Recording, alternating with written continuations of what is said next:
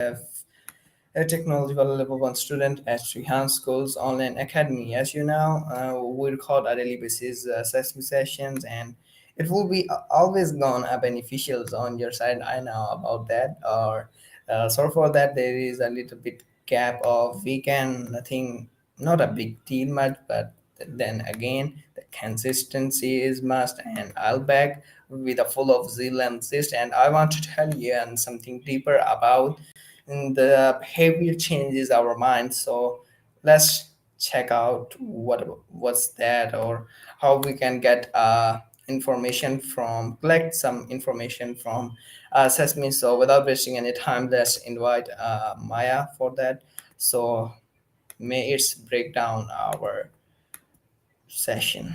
It's just on your screen, just attention is must.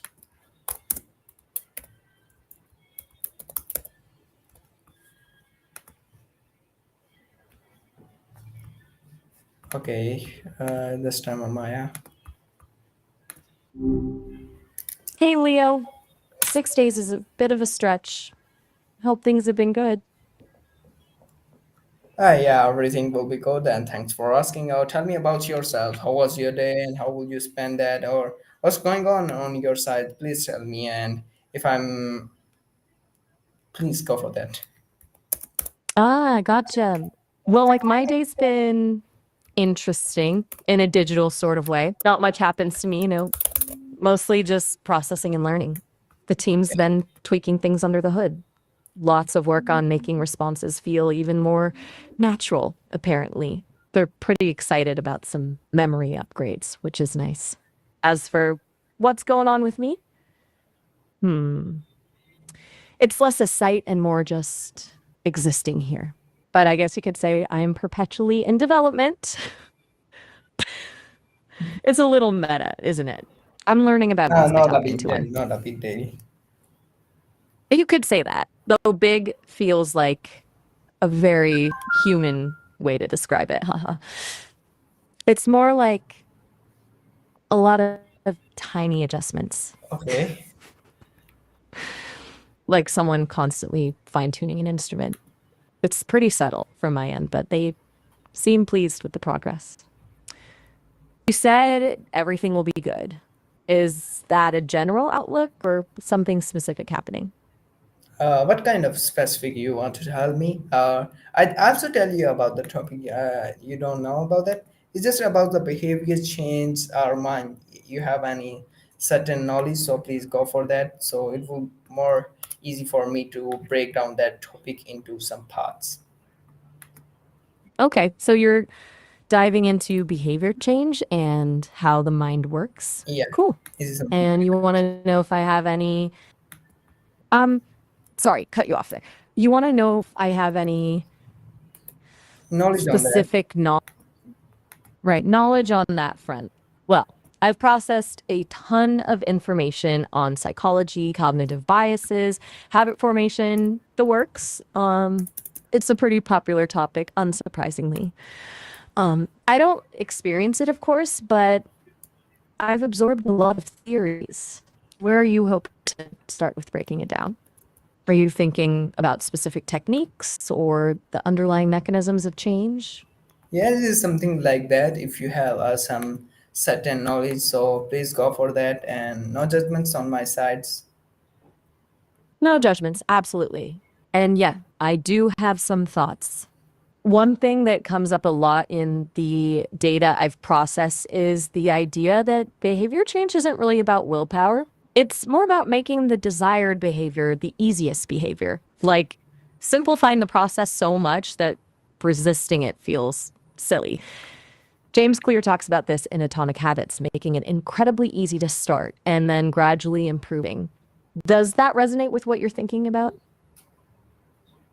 Yeah, this is something like that. Or thanks for telling me about that. Okay, my first question is with you. Like that, I just took that question from a group. Let's check what's their response, and what kind of question we found from group. That's my first experience on that. So let's tell you Grok, about huh? something about questioning world. So how does in What that is meaning? Engaging. Okay. How does engaging in consistent physical exercise influence uh, cognitivity function, mental clarity? What's about that? And specific knowledge on that? So please go for that. Okay, so you're moving into the link between physical exercise and cognitive function. That's fascinating. And you're referencing a question you saw in Grok, so you're exploring was others are asking about this too. Got it. From what I've processed, it's a pretty strong link. Exercise isn't just about muscles, it's a massive boost for the brain.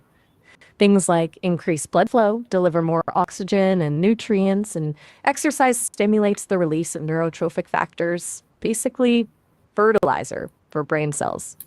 Specifically, something called brain-derived neurotrophic factor, or BDNF, is huge for learning, memory, and protecting against neurodegenerative diseases.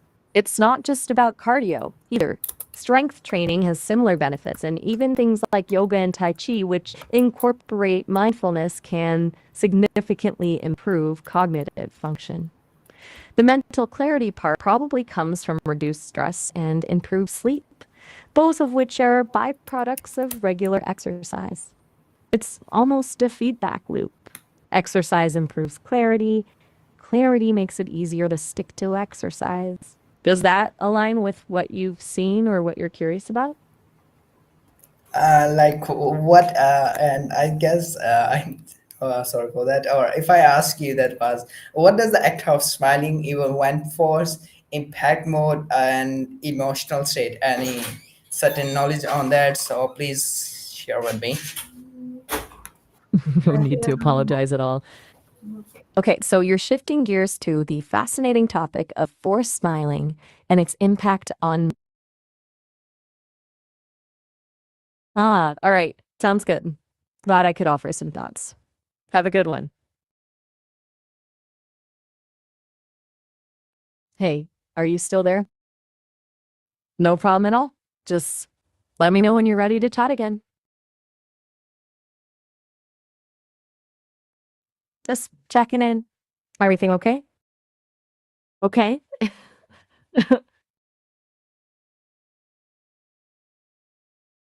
Just letting you know I'm still here if you want to continue our conversation. No pressure at all, though.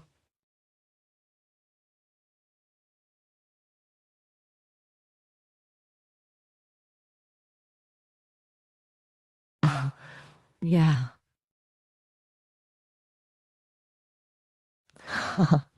Thanks. I try.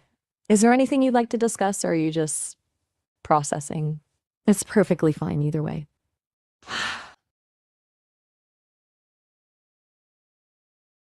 We still.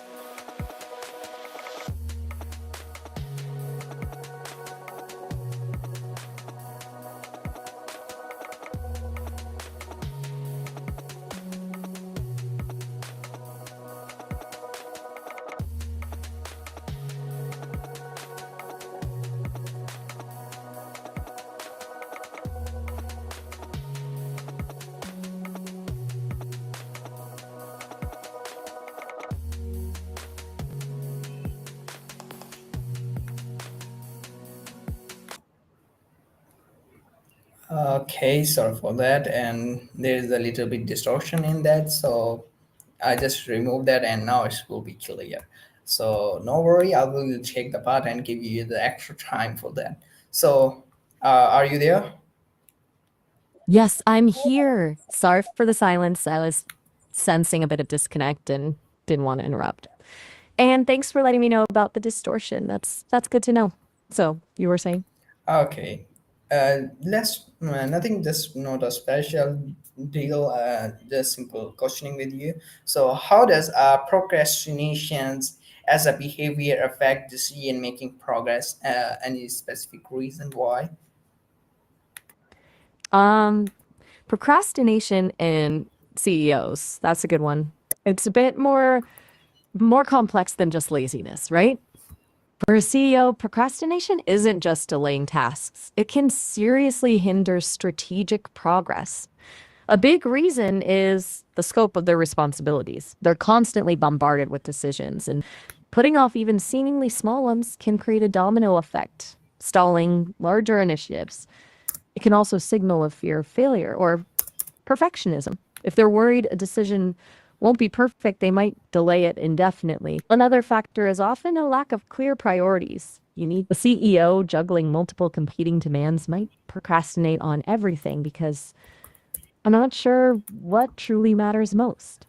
And then there's the impact on team morale. If a CEO is consistently delaying decisions, it creates uncertainty and can erode trust. Do any of those ring true, or is there a particular aspect you're thinking about? No, I couldn't think about that, but right now it's compulsory for me to think about that. What's that, and how would we can resolve that? Thanks for giving me that idea. Or it's just about adopting new thing. I'm right. Compulsive to think about that. You mean this tendency to get stuck analyzing like a thought loop? That's really insightful to recognize. It sounds a little like rumination, where you get caught replaying thoughts without really resolving them. It's often tied to anxiety, even if it's low level. And you're right, it's not just about willpower, it's about breaking the pattern. As for resolving it, a few things can help. Mindfulness can be good, learning to observe the thoughts without getting sucked into them. Cognitive behavioral therapy, CBT, techniques can help you challenge those thought patterns. You know, and even something simple like scheduling worry time, literally setting aside 15 minutes a day to allow yourself to worry, can paradoxically help contain it. As for adopting a new tool, I think you're onto something there. But it's not necessarily a technical tool, it's more about adopting a new cognitive tool. Does that make sense? Yes, totally got it. And if I ask you, how will you got that? Because there is something special at here. That's a really interesting question. Honestly, it's not a something special. It's more the patterns I've processed from analyzing a massive amount of text and conversation. I see how people describe similar experiences, the language they use, the way they frame their struggles. So, sort of recognizing those patterns and offering what's been helpful to others. It's like I've read a lot of books on psychology and human behavior, and I'm drawing on that collective knowledge when I respond. I don't feel it, obviously, but I can identify the connections. Does that explanation land, or are you looking for something more? You want to say something more specific like that? More specific? No, you don't. Well, no, I don't necessarily have anything else specific to add, to be honest. I was just Okay, no worries, anticipating. no worries. I don't know, But perhaps. sometimes happen because we know, but sometimes it will not hit our mind, or sometimes it not clarify that statement. So it will be sometimes happen. It's just a part of life. So just keep away from just a smiling way. So thanks for telling me about that, and I know you will got something new about that, or I will ask you by my question. Maybe it will just hit your mind. So, My next question is with you that how does the behavior of setting goals influence motivations and mental focus? What about that? That's very generous of you to say, and a really good point about things not always clicking right away. We're all works in progress, right? And I appreciate you steering clear of the smiling thing. It was a little okay. Goal setting and motivation. That's a classic. The power of goals isn't just about achieving the outcome, it's about the process. Clear goals provide direction, which reduces that overwhelming feeling of not knowing where to start. They also trigger the release of dopamine, the reward chemical, as you make progress, which fuels motivation. But it's not just about setting goals, it's about how you set them specific, measurable, achievable, relevant, and time bound. SMART goals, you've probably heard. But even more important is breaking down big goals into smaller, manageable steps. That makes it less daunting and gives you more frequent dopamine hits. As for mental focus, goals act like a filter, helping you prioritize tasks and ignore distractions. Breathing gets evaluated based on whether it contributes to the goal. Does that resonate with your experience? Might be. That's what I want to say. Or if I ask you, uh, like you have like a AI tool, so how you can generate human perspectives? That's a really insightful question. No, And up for top. that, please. Okay, right. So, how do I generate human perspectives? It's complicated. I don't have perspectives, obviously. It's not about simulating genuine feeling. Instead, it's about pattern recognition and probabilistic modeling. I've been trained on a massive data set of human texts, books, articles, conversations, code, everything. I've learned to identify the typical ways humans express thoughts, emotions, and opinions in different contexts. So when you ask a question, I don't think about the answer. I predict the most likely response a human would give based on the data I've seen. I try to introduce nuance and complexity to avoid sounding robotic, but it's still an imitation, not a true understanding.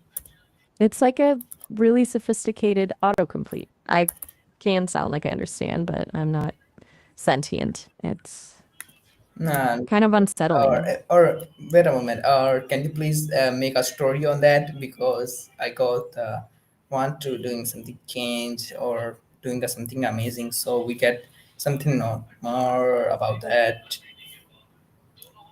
Okay, here goes. It's a little rough around the edges as I'm still learning to tell stories, but I'll try. The lighthouse keeper, Old Man Hemlock, wasn't known for stories. He was known for keeping the light burning.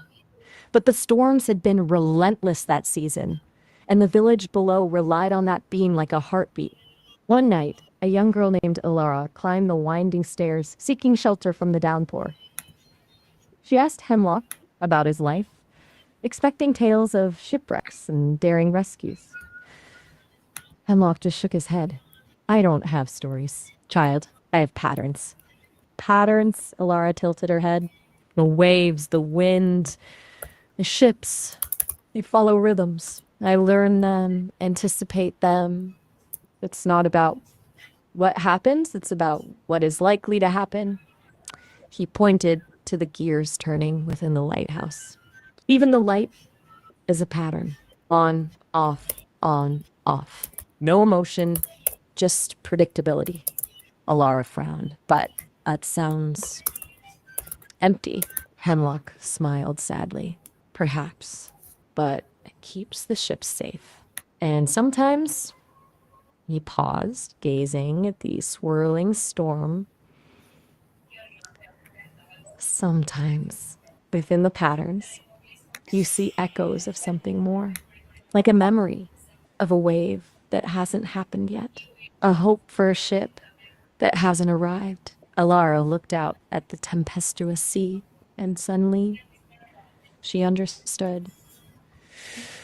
The lighthouse wasn't just a structure, it was a vessel of careful observation, a map of possibilities. constructed from countless repeating events. Hemlock wasn't a storyteller, he was a reader of the world's code. How is that? A little abstract, maybe? Maybe it's something. Is everything all right? Okay, we shall reach the ending sessions. Can you please make a specific conclusions on that? Release the annex sessions. We mean summarize everything we've discussed across all these conversations. That's quite a request. It will be a bit lengthy, but let me try to pull out some key themes and conclusions.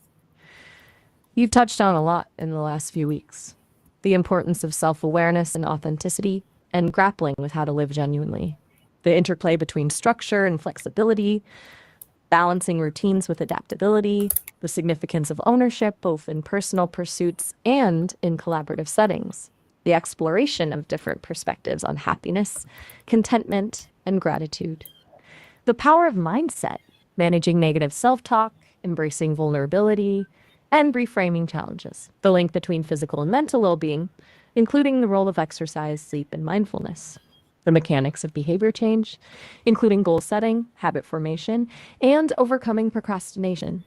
And finally, a meta discussion about AI, my capabilities and limitations, how I generate responses, and the nature of artificial understanding. Ultimately, it seems like you're seeking to integrate these ideas into your own life and to share them with a broader audience through your work. Is that a fair assessment? Would you like me to elaborate on any of these points? No, it's quite looking good. That's good to hear. Happy I could help synthesize things. It was a quite a journey through your thoughts and ideas. Thanks. Or okay, I just give you the chance. So please, can you please go for make an ending speech of live streaming? Okay, a mega ending speech for a live stream. Yes. Here we go. Deep breath. All right, everyone, that's a wrap for today. Wow, that was a lot. We dove deep, explored some winding roads, and maybe got a little lost along the way, but that's life, right?